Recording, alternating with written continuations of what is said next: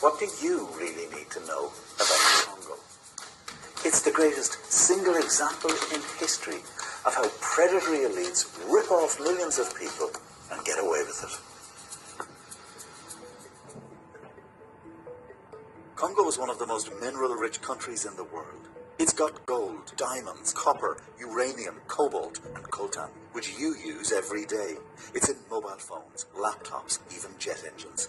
There's estimated to be more than $24 trillion worth of mineral wealth under Congo's soil. So why are its people some of the poorest in the world? It starts with the story of a great crime.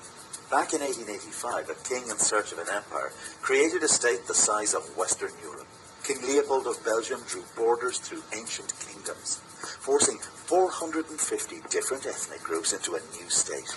Leopold's plunder of the natural resources caused as many as 10 million deaths. It sparked the world's first human rights campaign, which forced the king to hand over the country to the Belgian state. But Congo remained a place where the white man dominated and exploited.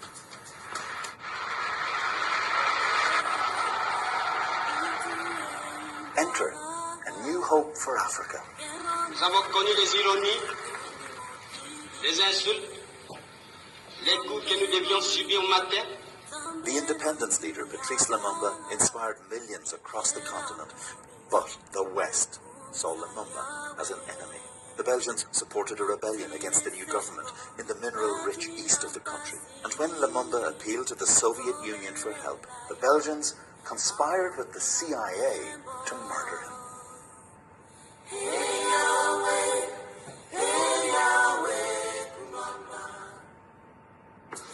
It paved the way for the 3 decades-long rule of President Mobutu. They didn't come any greedier in Africa. It's estimated he stole around half of the $12 billion his country received in aid.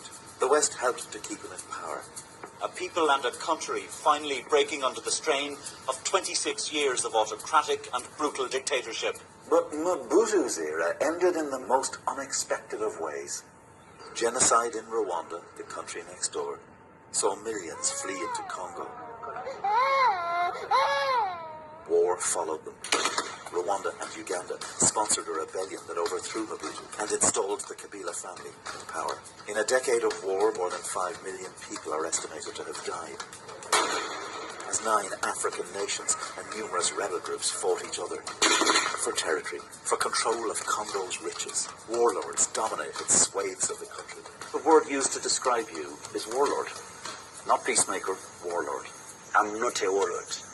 It always comes back to the money. We're going to make some history together today. With the tech boom of the new millennium, Congolese coltan was in high demand.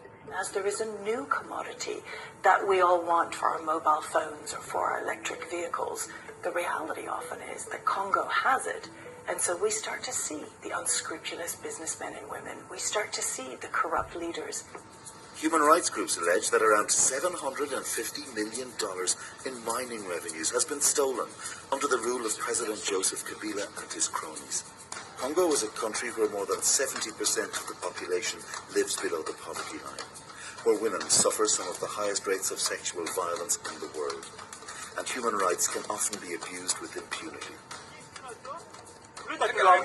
This soil on which we sleep is the same soil where we buried our children. Such suffering isn't the natural condition of these people. It's man-made, and that is the tragedy of Congo. The current president, Joseph Kabila, has stayed in power beyond the 2 terms allowed to him under the constitution. But something new and big has been happening in Congo.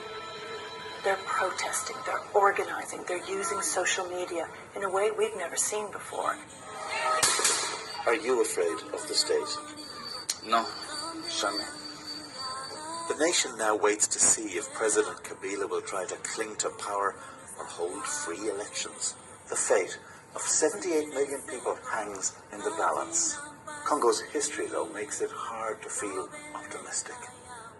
If only Congo's vast natural resources could be used for the benefit of all its people.